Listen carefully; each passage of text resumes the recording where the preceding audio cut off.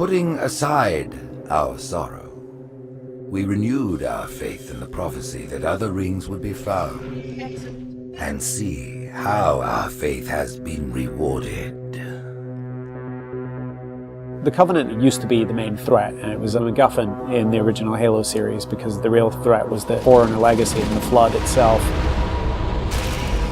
The Forerunners have been the source of so much mystery throughout the Halo franchise. It was something that was just fascinating to us. So far, it's been a lot of stumbling into their belongings. Like we found Halos. And now we found something more. We found the Prometheans. There's a degree of animalistic fierceness that maybe you didn't see in previous games. The conditions and the context are what pit a hero and antagonist against each other. For this game, we're going to get to see a lot of complexity to their civilization. From their worldview, what they're doing has to make sense. Trying to figure out ways to tell that story without interfering with the shooting aspect of it has been a really challenging thing. We've gotten glimpses of this Forerunner presence that was kind of always there, open as to whether it would ever erupt. And it did. We're trying to really take game systems and manipulate them and give them emotional coloring and context. We wanted to create something that could stand alone and be an enemy that is just as challenging, just as engaging as the Covenant has been in the past for Halo. A lot of that initial discussion was around if you had this incredibly evolved race and they were well beyond humanity, the Covenant, what would that look like?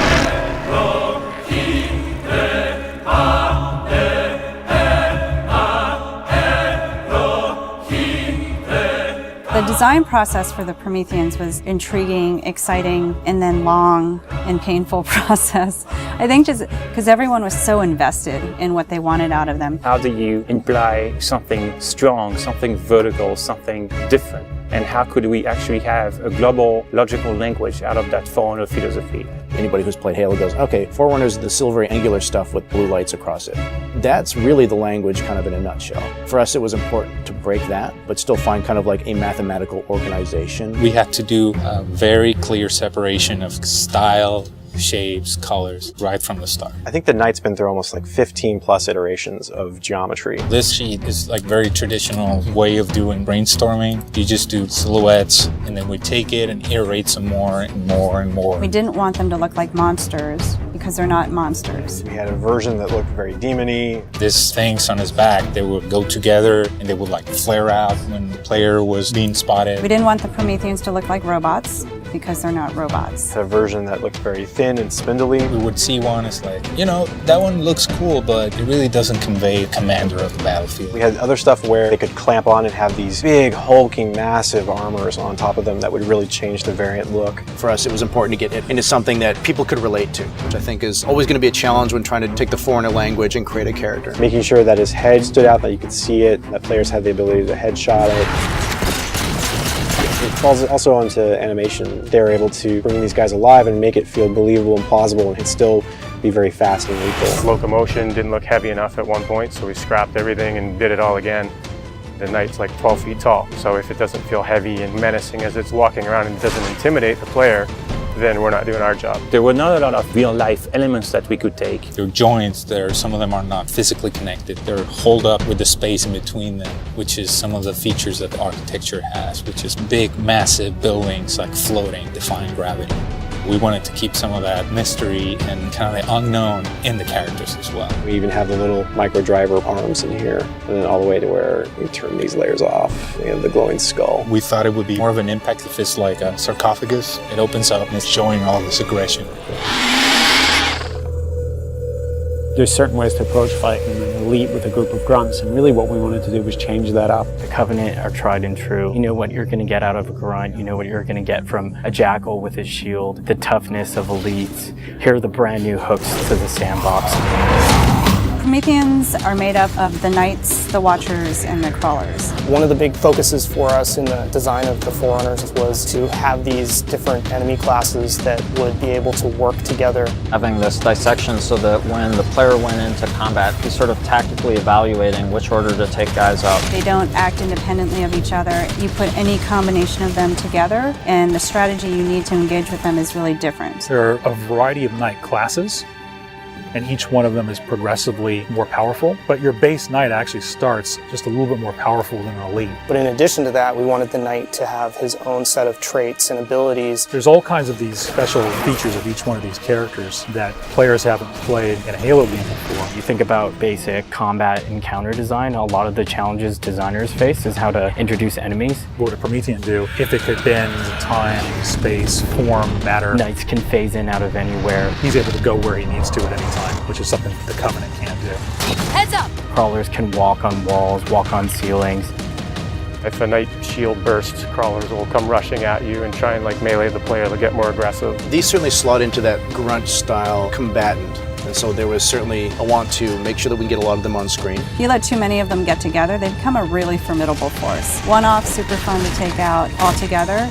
It's like a pack of feral dogs. Its mandibles, when it screams, will actually separate and float around in the air while it's howling. Animation added so much fresh behavior to this character. It's very exciting. The Watcher is definitely a support class. One of the things we wanted to do with the Forerunner characters was constantly have them mix up their tactics and make the player react to it. The Watcher is able to regenerate knights.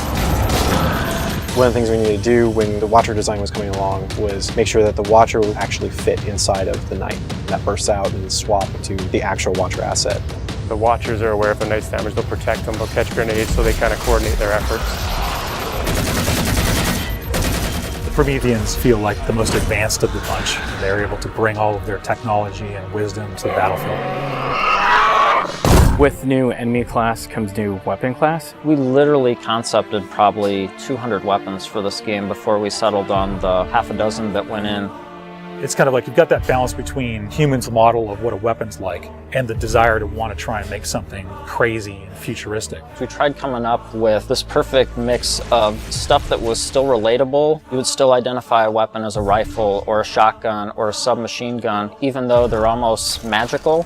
The Forerunner Scattershot was probably the first one where we really nailed the design on it. Everybody loves the hinge action shotgun, so we tried doing something like that so that the reload animation would be to cock it up and the front half would smash together. Every time you pick up a Forerunner weapon, it forms in your hand. So that sort of kicked off the component of having these guns form around the player. So there's that moment of like, oh, what is this gun? What does it do? And then when it comes into shape, it's kind of immediately identifiable. What makes the Forerunner weapons distinct is that usually they have dual purpose. So for instance, from the bolt pistol, you can charge it up and have something that's equivalent to almost like a shotgun blast.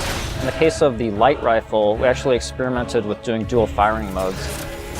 We tried to make it so that it was the best of both worlds with a BR and a DMR. It works like the battle rifle when you're not scoped. That has a little spread, has 3-shot burst, and it works like the DMR when you are scoped. So it's like a mini sniper rifle in a way. It actually changes to a different firing mode where the projectiles are stronger. One of the big things that we really focused on for them was making sure that the weapon doesn't just feel like a chunk of metal, but that it actually has glowing energy that's flowing through the gun, going down the barrel, so that everything is very full of life. The moment where all the Promethean effects really started to click the most was when we started showing the dissolve whenever you kill a knight. That was really when we started to feel, yes, this is something cool, this is something unique, and something that we haven't really seen before. This is an early prototype of the Knight D-Res. As the sphere expands, you see the particles are birthed, and everything in the red region you see will be the crack and the erode. When you shoot and kill the knight, the actual point on the body where you did the damage is where the dissolve starts. So if you shoot from his foot, he will D-Res from the point of his foot up. The end result, when we blow up a knight, they dissolve, proving that the technology works.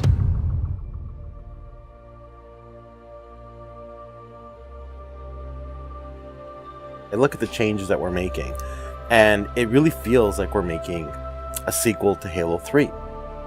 And that's exactly what we're setting out to do. We have the Covenant from previous games. We have the UNSC. We had all these things to take from, like, all right, we can make a new take on this, but we had zero information to some of this Forerunner stuff. We're not just on a Halo, we're on a whole planet now.